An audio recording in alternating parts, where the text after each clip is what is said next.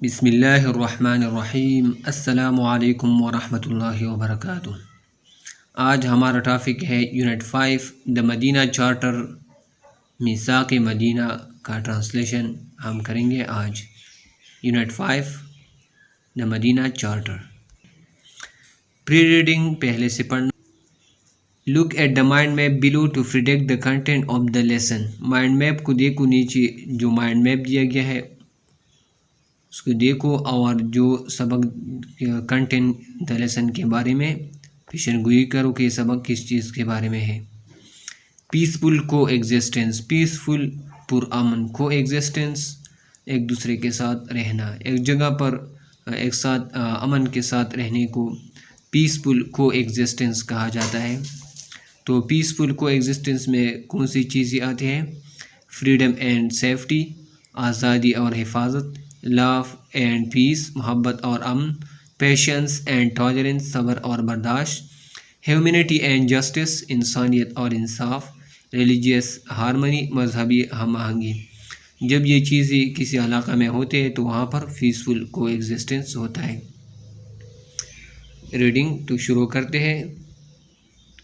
when حضرت محمد صلی اللہ علیہ وسلم migrated to مدینہ، جب محمد صلی اللہ علیہ وسلم نے مدینہ ہجرت کی، this city was inhabited by، تو یہ شہر آباد تھا، by different sections of people، مختلف طبقات کے لوگوں پر، they were the faithful followers of حضرت محمد صلی اللہ علیہ وسلم، وہ آپ صلی اللہ علیہ وسلم کے وفادار پیروکار یعنی صحابہ تھے محمد صلی اللہ علیہ وسلم کے، who had abandoned، جو چھوڑ چکے تھے، the ties of kith and kin، اقارب اور دوستوں کے تعلقات، ٹائز تعلقات کو کہا جاتا ہے، کیت فرینڈز کو کہا جاتا ہے، اور کین ریلیٹیوز رشتہ داروں کو کہا جاتا ہے۔ تو انہوں نے اپنے دوستوں اور اقارب کے تعلقات چھوڑے تھے، اینڈ فالوڈ ہیم صلی اللہ علیہ وسلم، اور آپ صلی اللہ علیہ وسلم کے پیچھے آئے تھے مدینہ۔ دے ور نون ایز مہاجرین اور ریفوجیز، تو وہ مہاجرین کے نام سے جانے جاتے تھے، ریفوجیز مہاجرین کو کہا جاتا ہے۔ دا نیو کنورٹس آف مدینہ، مدینہ کی نئی مذہب تبدیل کرنے والے، کنورٹس اس شخص کو کہا جاتا ہے جس نے اپنا مذہب تبدیل کیا ہو۔ تو دا نیو کنورٹس آف مدینہ، مدینہ کی نئی مذہب تبدیل کرنے والے یعنی نئی مسلمان ہونے والے۔ ہو ہیڈ ہیلپ، جنہوں نے مدد کی تھی، دا رسول اللہ صلی اللہ علیہ وسلم، رسول اللہ صلی اللہ علیہ وسلم کی، تھرو تھک اینڈ تھن، رنج اور راحت میں، یعنی ہر قسم کے حالات میں، ہر طرح کے حالات میں۔ تھک اینڈ تھن کا مطلب یہاں پر یہ ہے۔ ور نون ایز انصار اور ہیلپرس، وہ انصار یا ہیلپرس سے جانے جاتے تھے۔ دا ادر کمیونٹیز، دوسرے طبقات، فرقے، لیونگ ان مدینہ، جو کہ مدینہ میں رہتے تھے، ور دا آئیڈل ورشپرس، بت پرست سے، اینڈ دا جوز، اور یہودی تھے۔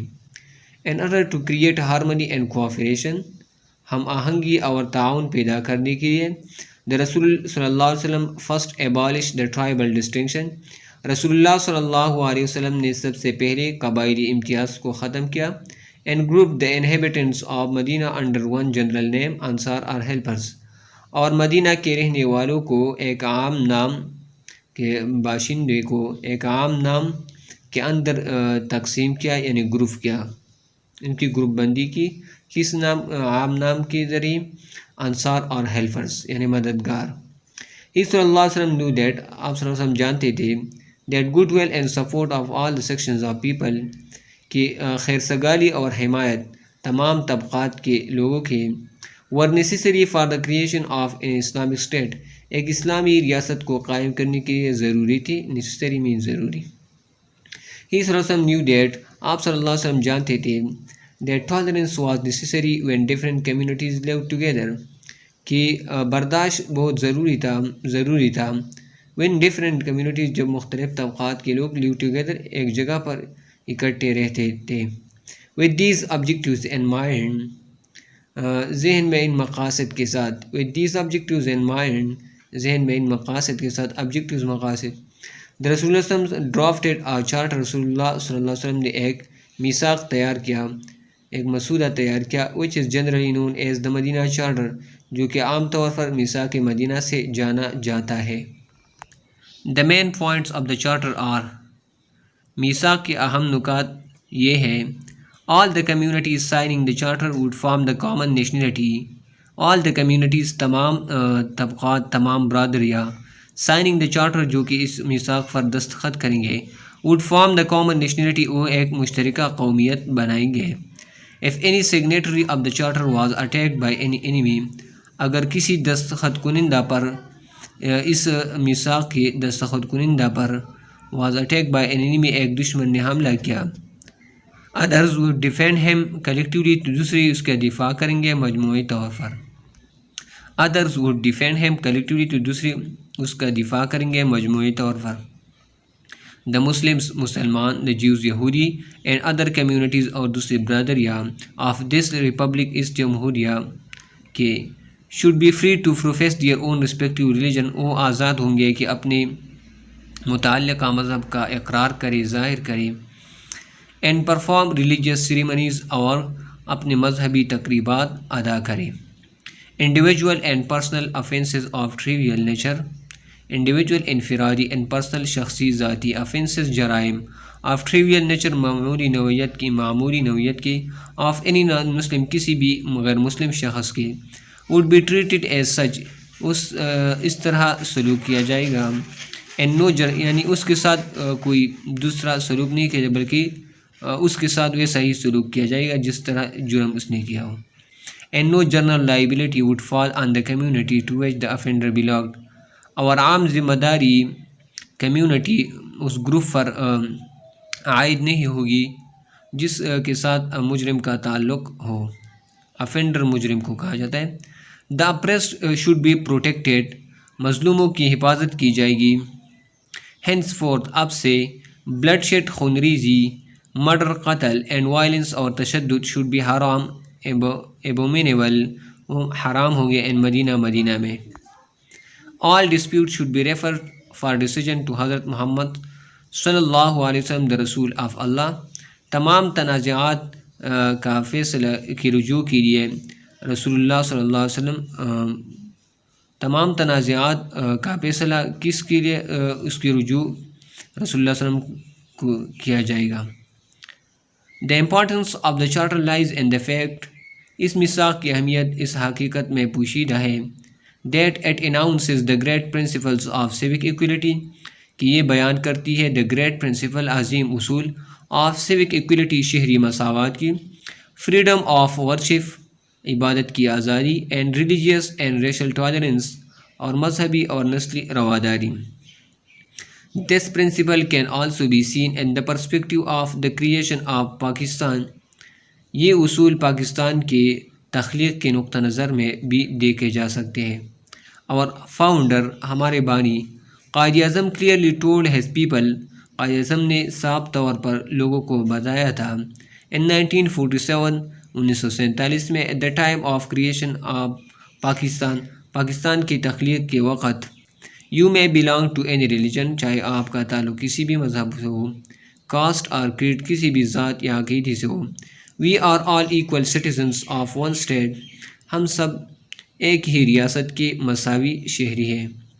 in 1948 میں the General Assembly of the United Nations اقوام متحدہ کے جنرل اسمبلی نے unanimously adopted the Universal Declaration of Human Rights انسانی حقوق کا عالمی اعلامیہ متفقہ طور پر اپنایا منظور کیا.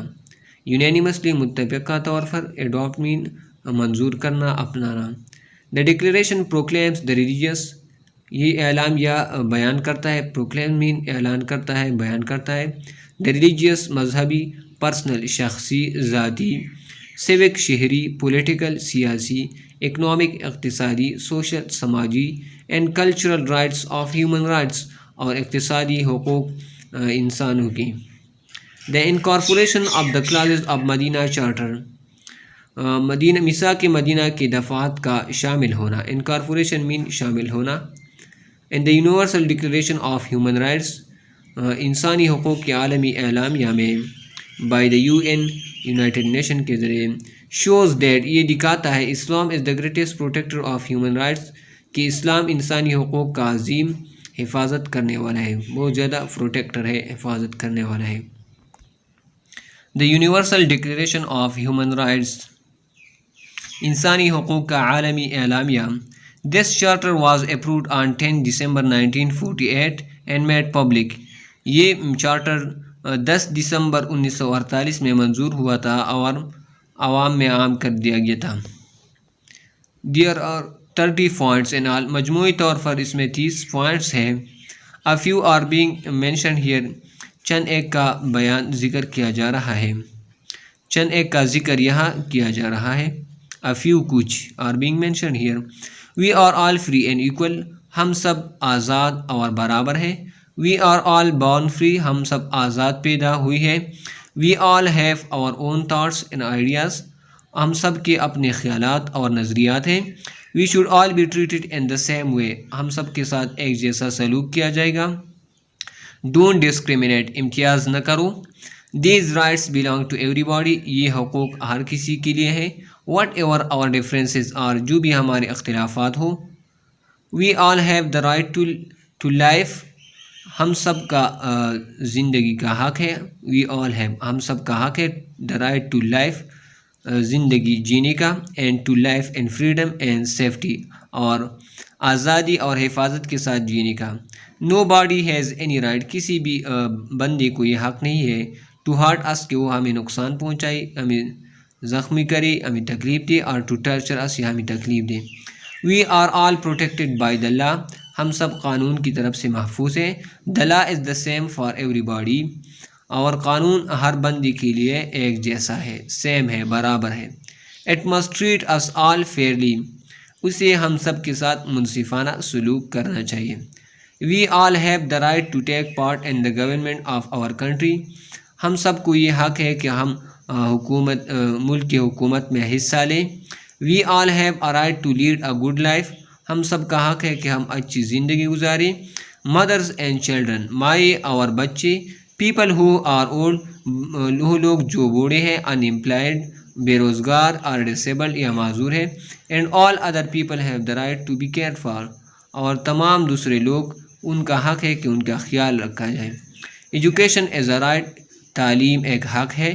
Primary education should be free، اور ابتدائی تعلیم فری ہونا چاہیے۔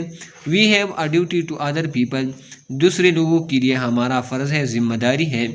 And we should protect their rights and freedoms، اور ہمیں ان کے حقوق اور آزادی کا خیال رکھنا چاہیے۔ تو یہ تھا یونٹ 5 دا مدینہ چارٹر کا ٹرانسلیشن۔ دعاؤں میں یاد رکھے گا۔ اللہ حافظ، السلام علیکم ورحمۃ اللہ وبرکاتہ۔